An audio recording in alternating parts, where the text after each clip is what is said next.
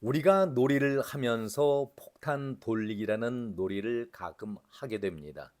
술래가 돌아다니다가 몰래 수건을 사람 뒤에 내려놓고 한 바퀴를 돌아도 눈치를 채지 못하면은 그 사람이 바로 술래가 되는 그런 놀이 아닙니까? 이제 선고가 눈앞으로 코앞으로 다가왔습니다. 마이너스 7일, 7일 남겨놓고 있습니다. 깜나라 조진국 시간입니다.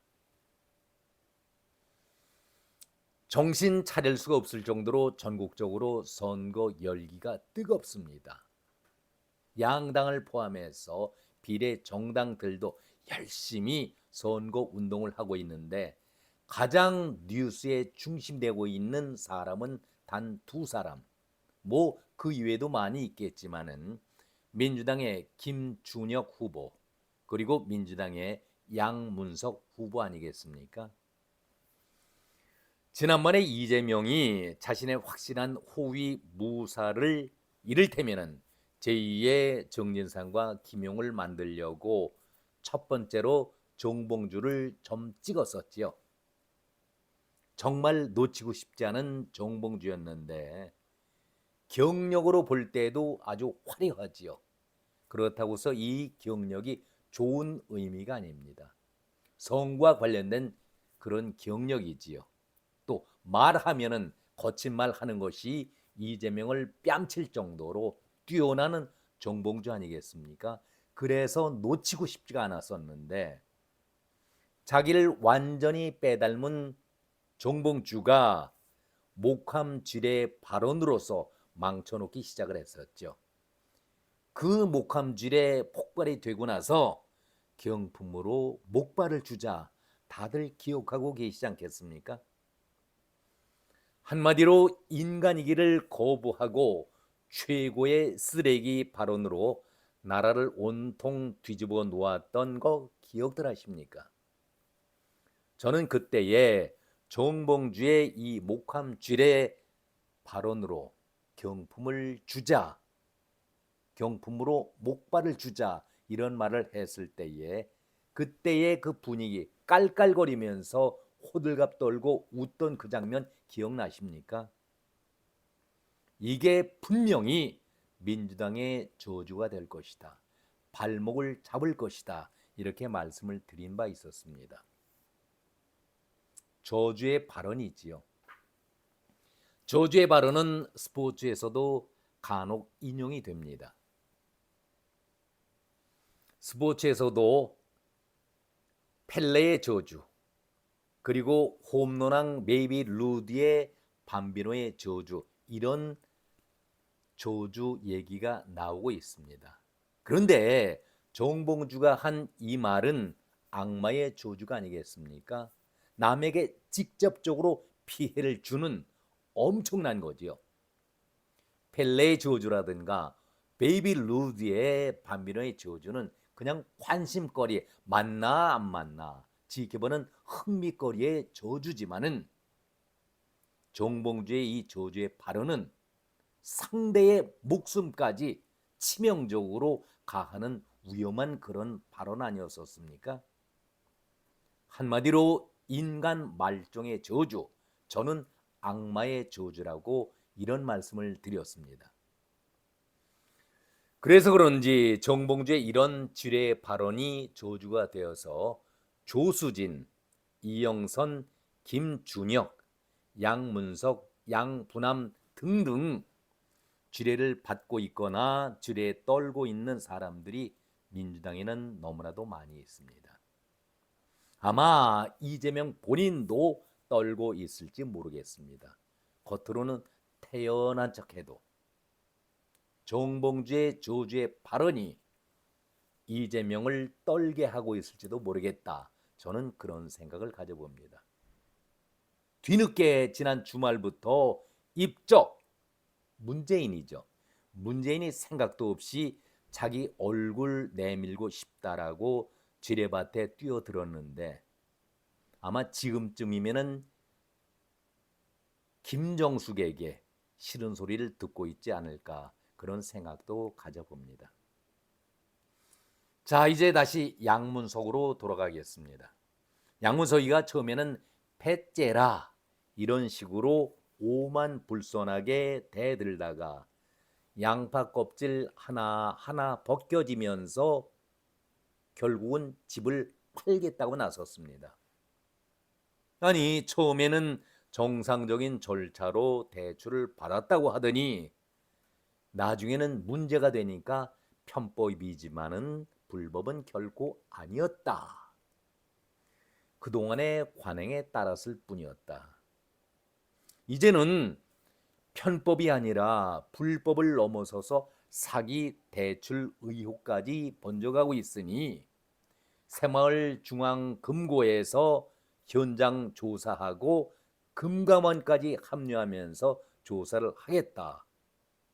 그러니 급하게 집을 팔겠다고 나서는 양문석 아니겠습니까?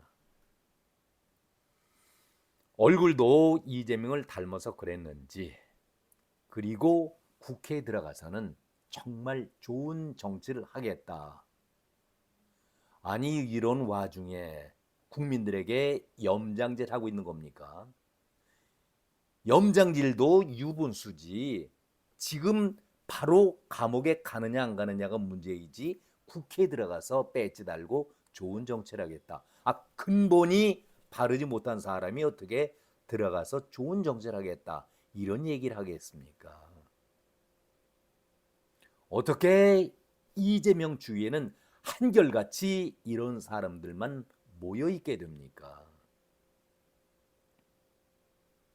양문석 씨, 지금은 집을 팔고 말고 할 것이 아니라 대출금을 갚네 못 갚네 그런 정도가 아니라 당신에게는 불법이라는, 사기라는 의혹이 붙어 있는 것이 더 문제가 아니겠습니까?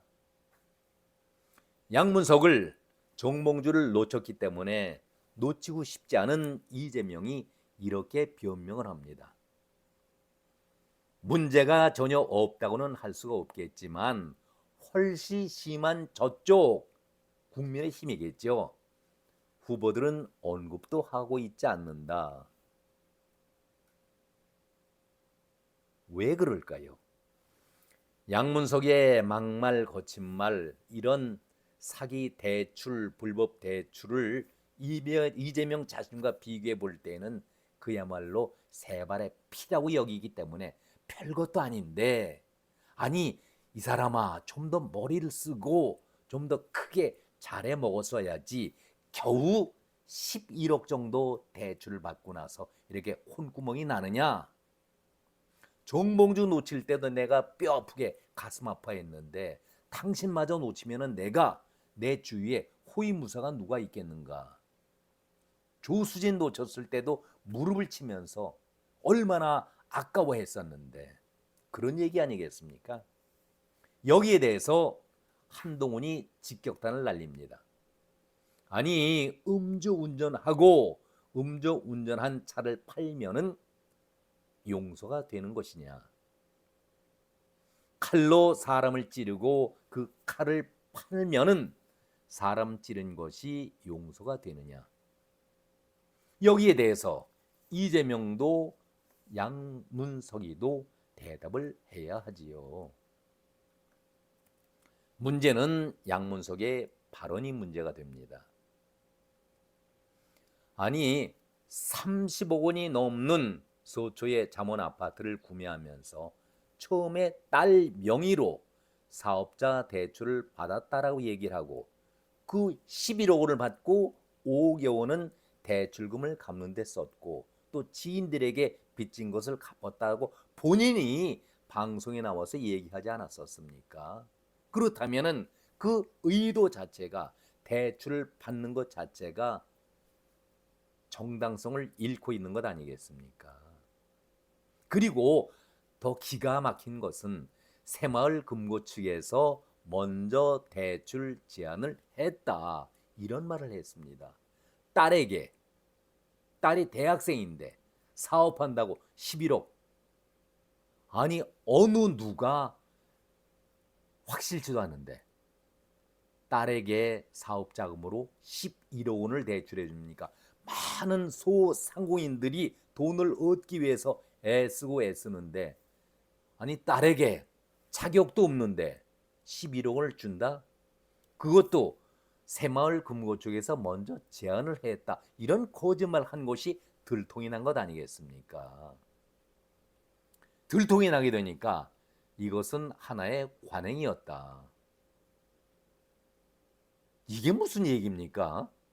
옳지 않은 것은 옳지 않은 것이라고 얘기를 해야죠. 아니, 대출 연고도 없는 대구까지 가서 대구에서 누가 도와주지 않았으면 대출을 받을 수가 없었는데, 대출까지, 그것도 딸에 대해서 대출을 해주고 그것도 거짓으로 들통이 났는데, 참 변명하는 것 자체가 너무나도 의혹스럽지 않습니까? 민주당 사람들을 저희들이 폄훼하는 것이 아니라, 자신이 비판으로 몰리게 되면은 늘 남이 이래 왔다, 상대는 더 이런 일에 자주 이런 일을 해왔다라고 남에게 돌리고 있습니다. 남을 반드시 끌어들입니다. 그런 방송을 할 때에 방송 진행자가 지금 내용만 갖고 논의를 해야지, 상대를 끌어들이고 물타기를 하고 있는데도 그냥 바라만 보고 있습니다. 이거 잘못된 것 아니겠습니까? 논의의 초점을 벗어났다고 한다면은, 논의를 흐리게 한다라면은 방송 진행자가 바르게 잡아주는 것이 필요할 텐데, 글쎄요, 민주당에는 특별히 봐줘야 할, 특혜를 줘야 할 이유가 있었는지 그것도 석연치 않습니다. 아무튼 한마디로 국민을 무시한 처사지요. 좀 속된 표현을 한다면은 개 무시하는 것입니다. 국민을 장기판에 졸 정도로 여기고 아주 우습게 여겼던 양문석이오고 이재명 아니었었습니까? 한동훈의 지적이 참 옳습니다. 저는 여기에 한마디 더 덧붙이고 싶습니다. 도둑질을 해서 도둑이 작물을 다 뺏겼습니다. 하나 남김없이. 그렇다면 작물을 다 회수했으니까 그만이지 무슨 피해 난 것 있습니까? 라고 항변했던 것이 양문석 아니었었습니까? 이런 궤변을 떨고 있는데에도 언론이라든가 기타 여론은 그냥 바라만 보고 있었습니다. 그래서 저는 민주당의 양문석이 또 김준영 이런 사람들을 바라보면서, 아하, 그래, 유유상종이라는 말이 여기에서 나왔구나, 이재명을 위해서 나왔구나, 그런 생각이 듭니다. 덧붙이면은 조국도 매한가지지요. 박은정, 이규원이 다 검사 출신 아니겠습니까? 신장식이 변호사입니다. 황운하 경찰 출신입니다. 김준영 꼴의 역사학자라고. 그게 역사학자입니까? 에로 전문을 다루는 사람이 역사학자라고 어떻게 이것을 방송에다 대고 얘기를 해줍니까? 이재명은 조국 못지않게 아주 화려하지요. 중도에 탈락됐던 정봉주, 조수진, 지금 문제가 되고 있는 양문석, 양부남, 민형배, 한민수, 안규령, 추미애, 전현희, 이현주, 너무나도 화려한 사람들이 많기 때문에 유유상종이라는 말이 참 어울리는 것 같습니다. 양문석은 김의겸과 같은 그러한 판박이식 발언을 하고 있습니다. 제가 여기에 묻고 싶습니다. 집을 팔겠다. 당연히 팔아야지요. 대출금 속히 갚겠다. 당연히 대출금 갚아야지요. 그런데 당선과 낙선과 관계없이 집을 팔겠느냐? 저는 이런 문제를 제기합니다. 팔더라도 40억 높게, 민주당에서 그랬죠. 똘똘한 집 하나만 갖추기 위해서 팔려고 하는데 도무지 팔리지 않으니까 여러분이 대신 팔아주십시오. 이렇게 억지 썼던 사람이 문재인 정권의 집행부에 있던 사람 아닙니까? 그런데 시세가 40억 정도라면은 그 30억, 자기가 30억 주고 샀으면은 35억이 내놓으면은 당장이라도 팔립니다. 오늘이라도 팔립니다. 제가 왜 이런 말씀을 드리냐 하면은 박영선이가 서울시장 후보로 나섰을 때에 급하니까 자기 재산 가운데 도쿄의 맨션 중심 타운에 있는 그 집 문제가 되니까 팔겠다 했었습니다. 서울시장 떨어졌습니다. 그 집 팔았는지 그대로 보유하고 있는지 기자들도 제가 취재의 아이템을 하나 드립니다. 확인을 한번 해보십시오. 낙선까지 했는데 내가 왜 내 재산을 팔어? 그냥 넘어가면 되겠지. 이것이 지금까지 나쁜 관행이었었습니다. 우리는 이런 것을 정말 깨끗하게 정리하는 깨끗한 나라, 이번 총선과가 되기를 바람하지 않습니다. 안산 주민들이 그런다고 얘기하지 않습니까? 워낙 이 지역은 예측을 하지 못하겠다. 민주당세가 강하기 때문에, 그래서 양문석이가 7일간만을 잘 버티면 되지 않겠는가, 이런 생각하고 있는 것 아니겠습니까? 이재명도 그래, 정봉주 놓친 것이 뼈아픈데 양문석이 놓치게 된다면 나를 지켜줄 호위무사가 누가 있겠는가.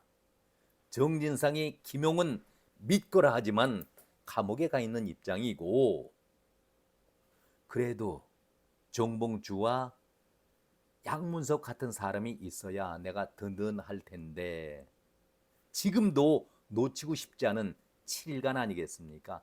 어떻게 해서든지 버텨보자. 그것이 이재명의 심중 아니겠습니까? 물론 양문석이도 같은 생각을 하고 있겠지요.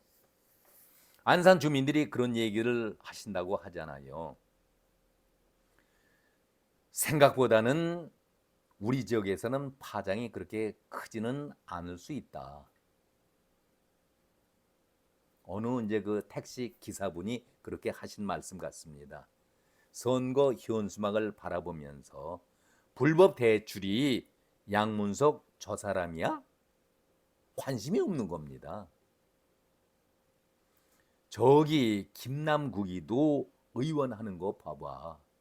우리 동네에서 선거에 영향을 줄지 안 줄지 몰라. 이런 얘기를 하십니다. 워낙 이 지역이 민주당세가 강하기 때문에 글쎄 어떻게 될는지는 지켜봐야지. 이렇게 관심들을 보이고 있다고 하는데, 다시 이재명이 양문석을 바라보는 그 심정을 한번 정리해 보겠습니다.